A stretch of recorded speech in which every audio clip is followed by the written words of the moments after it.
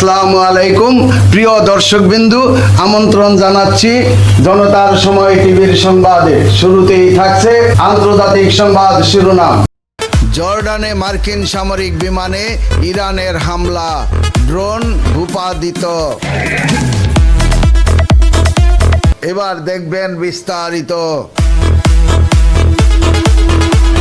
জর্ডানের আকাবা বিমানবন্দরে অবস্থিত মার্কিন যুক্তরাষ্ট্রের সামরিক বিমানে শক্তিশালী ব্যালিস্টিক ক্ষেপণাস্ত্র হামলা চালিয়ে ব্যাপক ক্ষতি সাধনের দাবি করেছে ইরানের elite force Islamic revolutionary guard corps বা আইআরজিসি।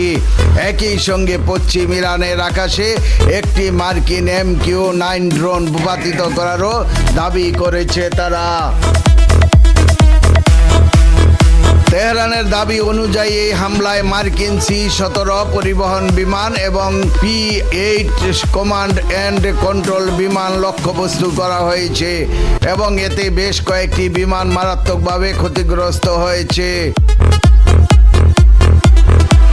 আইআরজিসি তাদের এক আনুষ্ঠানিক বিবৃতিতে জানিয়েছেন, অপারেশন নাসর 2 এর 21তম তরঙ্গের অংশ হিসাবে এই নিখুঁত আক্রমণ পরিচালনা করা হয়।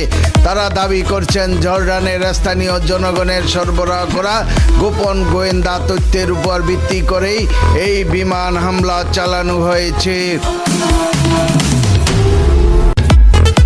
স্থানীয়দের সহায়তার জন্য ধন্যবাদ জানিয়ে আইআরজিসি আরও উল্লেখ করেছেন, এর আগে জর্ডানের আজরাক এলাকায় মার্কিন ঘাঁটিতে এই রকেট হামলা চালানো হয়েছিল।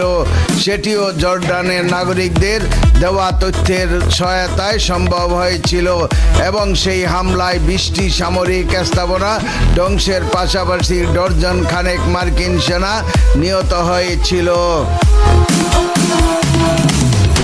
এদিকে ইরানের আধা সরকারি মেহের নিউজ এজেন্সি জানিয়েছেন, পশ্চিম ইরানের কেরমানশাহ প্রদেশের ইসলামাবাদ ঘার্ব এলাকায় আকাশে একটি মার্কিন MQ-9 ড্রোন শনাক্ত করে ভূপাতিত করা হয়েছে।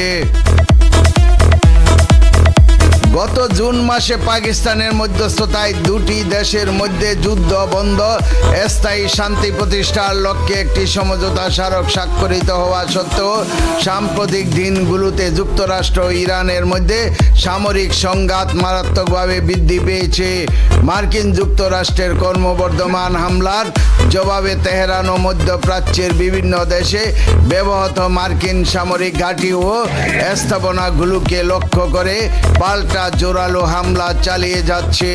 প্রিয় দর্শকবিন্দু, আজকের প্রতিবেদন এই পর্যন্তই শেষ করছি। আমি মনসুর রহমান পাশা, জনতার সময় টিভি। আল্লাহ হাফেজ।